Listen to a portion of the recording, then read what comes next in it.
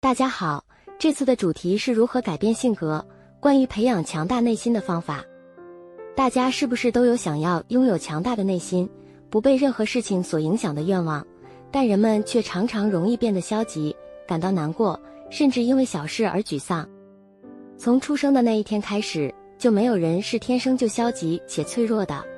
最初呢，每个人都是纯真无邪、心灵纯净的。然而，由于某些原因，人们的心理就会分化成强弱之别。换句话说，如果了解并改善这个原因，每个人都可以拥有强大的心理。所以，在这里我将分别介绍导致心理脆弱的原因，以及培养强大心理的方法。首先，关于心理脆弱的原因，总的来说，那就是内心所存储的信息。内心存储的信息决定了一个人的性格会如何发展。那么如果你希望拥有比现在更强大的内心，想要过上安定、愉快的生活，那么请务必看到最后。举例来说，在美国出生并长大的人，他们会形成美国人独特的思维和想法；在中国出生并长大的人，则会形成中国人特有的思维和想法。那么在日本出生并长大的人，便会形成日本人独有的思维和想法。为什么会因国家不同而产生不同的思维和想法呢？因为接收到的信息不同，心中积累的信息会影响人们的思考和感情，这一点很容易理解。比如看到有人大口滋溜滋溜地吃着拉面，对于日本人来说，滋溜滋溜的声音代表拉面很好吃，但对于西方人来说可能会觉得很不雅观。这也是因为他们接收的文化信息不同。因此，这里有一个重要的关键点，那就是内心是双重结构的，进而塑造个性。那么什么才是内心的双重结构？内心的双重结构就像给杯子盖上了盖子，盖子是意识，下面的杯子是潜意识。意识很容易理解，但潜意识是信息的仓库，其中储存的信息将影响思考和感情，从而塑造人们的个性。那么，关于将信息存入潜意识的条件有很多种，但最简单的是通过语言的重复，也就是所谓的暗示。比如之前提到的吃拉面的例子，如果在小时候，母亲反复说着吃拉面发出的声音很不卫生、不雅观，这个信息就会被存入了潜意识中。心理学上将这个过程用 ABC 理论来表达， A 是发生的事件， B 是潜意识中存储的信息，最终导致的思考和感情是 C。 通过了解 ABC 理论，我们就能理解性格是如何形成的。接下来，我们说一说内心脆弱的人，他们的潜意识中所存储的信息。总的来说，这些信息往往是负面的。潜意识中充满了负面信息，就会出现思考和感情都变得软弱和消极。这就是 ABC 理论，将负面信息存入人们的潜意识里。那么我们用一个小故事来解释说明一下。A 事件，小南在社交媒体上发布了一张自己的照片。B 潜意识中存储的信息，小南对自己的外貌有一种不满意的观念，他曾在过去接收到过一些负面的评论，认为自己不够漂亮。C 思考和感情，小南开始感到焦虑和自卑，他担心别人会再次评论他的外貌，怀疑自己是否能够在社交媒体上得到认可。在这个例子中，社交媒体上发布照片是事件，小南对自己外貌的负面观念是存储在潜意识中的信息 B， 最终导致了 C 即焦虑和自卑的情绪。ABC 理论帮助我们理解了事件、潜意识中的信息和最终产生的思考感情之间的关系。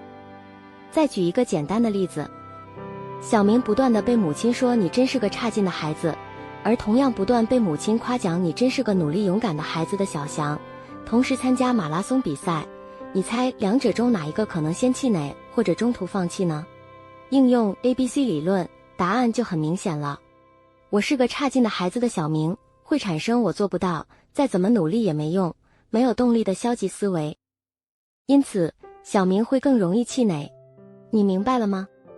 通过语言的重复，潜意识中充满负面信息，产生的思考就会变得软弱无力，而且负面信息越多，人的心理就会越来越脆弱，这就是心理脆弱的原因。接下来是培养强大心理的方法。首先要有这个概念，潜意识就像装满水的杯子一样，而负面信息就是墨水。如果不断地滴入负面信息，水就会变得越来越黑。这就像人的内心一样，越来越脆弱。如果在其中滴入清澈干净的水，水就会慢慢变得清澈透明。这就是人类本来的心理，天真、善良、积极，充满希望和温暖。这才是真正强大而有力的心理素养。有时候会看到很多自以为很强大的人，嘴上大言不惭，以为自己很强，但其实那是因为害怕而表现出来的行为，属于心理脆弱的范畴。真正强大的心理是善良、充满动力、稳定且愉悦的。那么，如何获得强大的内心呢？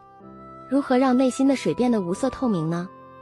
具体来说，在晚上睡觉前和早上醒来后，人们通常处于一种较为迷糊的状态，意识变得比较淡薄，就像水一样慢慢地滴入。但是，人们往往经常感到疲倦的时候，容易陷入负面思维。今天说的话是什么？回顾一下负面事件，如果是早上，可能会想今天还得工作，讨厌呐，会有一些消极的想法。如果每天都这样下去，潜意识中就会很快变得一片黑暗。相反，从今天开始，躺在枕头上时，尽量只想一些积极的、充满阳光的事情。虽然没有具体的规则，但可以想一些积极的事情，比如今天我也很努力，炸薯饼意外的好吃，明天还想吃，还有明天一定要和朋友去夜骑等等。总之，想到今天发生的好事情，能够感到幸福的事情，让人兴奋的事情，想得越多就会感到越愉快，只考虑能让心情变得愉悦的事情再入睡。早晨醒来时说，啊，睡得真好，今天又是充实美好的一天，加油。或者今天我要面带微笑，善待他人，等等。无论是什么，在脑海中想一些积极的事情。如果你想不到合适的词，那就握紧你的拳头，自信，自信，自信，自信，重复地说10遍就好。有些人可能觉得这方法很荒谬，但这愚蠢中蕴含着心理学。有一种心理学，无论如何在早晨和傍晚，只要你有机会向潜意识传递积极信息，把积极的信息灌输到你的潜意识里，这是第一种方法。第二种方法是选择性的吸收信息。即使在夜晚和早晨往潜意识中注入清澈的水，如果在白天时不断地滴入墨汁，那就无济于事了。因此，有必要选择性的吸收信息。所以，你必须选择你带入脑海的东西。最明显的例子就是电视和互联网。事件、事故、欺诈、麻烦、冲击的画面、诽谤和重伤等负面信息都会削弱你的心灵。因此，决定除了自己需要的信息外，其他的都不看。如果在电视上觉得这个节目不需要，就换个频道；如果在周刊杂志上觉得没必要，就翻过这页。此外，还有自己内心的声音，不要说自己的坏话，比如我是废物或我很可怜等，因为这不仅会使心理变弱，还可能引起心理疾病。所以绝对禁止。即使是主管直接说你是个废物，也不要接受他。在心中反驳主管的话，比如主管怎么知道我怎么样，或不是不行，只是现在还做不到等等。这种方法被心理学称为反驳，是一种不让负面信息进入内心的技巧。当然，如果有需要反思的地方，我们也需要诚实地接受并改进。最后，一个很重要的点是从日常开始使用积极的语言。举例来说，当你感到疲惫时，不是说我累了，而是说我真的努力了。当你感到忙碌时，不是说我太忙了，而是说我今天很充实。当你感到无聊时，不是说我太无聊了，而是说这是自由的时光。这样切换弱势语言为强势语言的方法，被称为重新框架。光是这样一做，潜意识就会不再受到污染，相反，它会变得越来越清澈。我分享了很多，或许感觉有点难以理解，但其实只需要做一件事，那就是确保负面的言论和信息不进入潜意识。就像挑选精神食粮一样，如果你不想之后感到痛苦，最好的方法就是只吸收正面的信息。到那时，你会惊讶地发现，原来自己内心是如此强大。当然，我每天也在实践这些方法。如果有人想试一试的话，可以把它当作心理大扫除，至少在一开始的1个月内认真尝试。虽然一开始可能只是表现得像在硬撑，但渐渐的，那会变成真实的自己。你会变得充满活力，心情愉悦。当内心强大起来，力量会充盈，免疫力也会提升。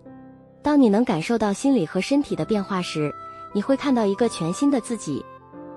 总之，这就是我这次的分享。感谢大家一直以来的陪伴，谢谢你们。